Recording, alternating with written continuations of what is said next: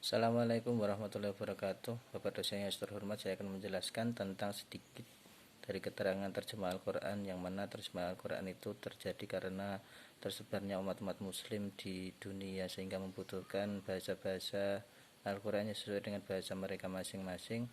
Secara bahasa, mentafsirkan Al-Quran adalah mentransfer bahasa Al-Quran dengan bahasa yang lain agar mudah dipahami.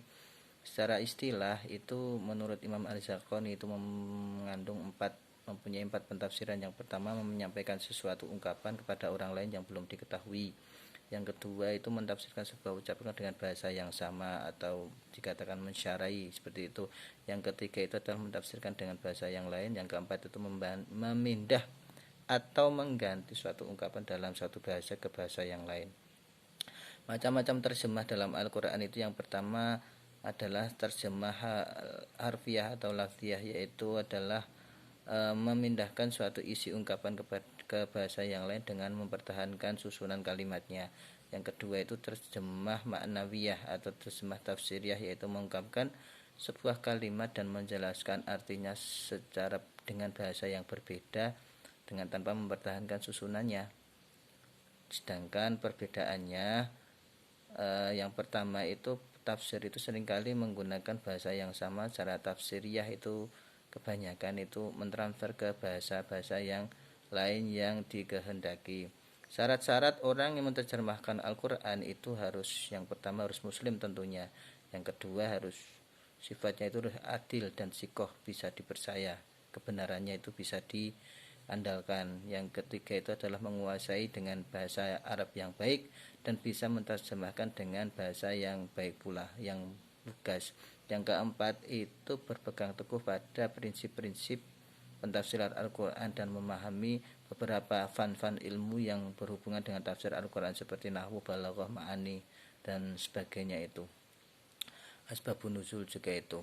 Hukum menerjemahkan Al-Quran itu, kalau harfiah itu ada dua macam, bil misli atau bi ghairi misli, yang mana keduanya itu adalah mentafsirkan dengan sesuai dengan perkataan-perkataannya, yang mana pentafsiran seperti ini tidak dianjurkan karena akan meruntuhkan kehujahan Al-Quran itu sendiri, ya, karena Al-Quran kan diturunkan sebagai petunjuk kebenaran kepada kanjeng, yang disampaikan kepada kanjeng Nabi, dan sebagai hujah orang-orang kafir zaman dahulu. Ditakutkan nanti kalau diterjemahkan sesuai dengan kemampuannya sendiri, sesuai dengan perkata-katanya, itu nanti akan meruntuhkan hujah sendiri. Yang kedua itu Al-Quran juga diturunkan untuk memberikan petunjuk kepada manusia agar selamat dunia dan akhirat. Kalau hukum mentafsiri secara tafsiriyah itu diperbolehkan saja, karena masih diperlukan model-model bahasa Al-Quran di penjuru dunia. Bahkan bisa diterjemahkan ke dalam bahasa Perancis, bahasa Inggris, bahasa Indonesia, dan yang lainnya itu. Metodenya itu, yang pertama harus mengetahui huruf-huruf dalam Al-Quran, baik itu huruf ataf, huruf dan hukum-hukum yang lainnya, atau jama atau sigot-sigotnya perlafat itu. Yang kedua itu harus mengetahui, harus paham dengan bahasa-bahasa seperti dalam nahwu itu, ya.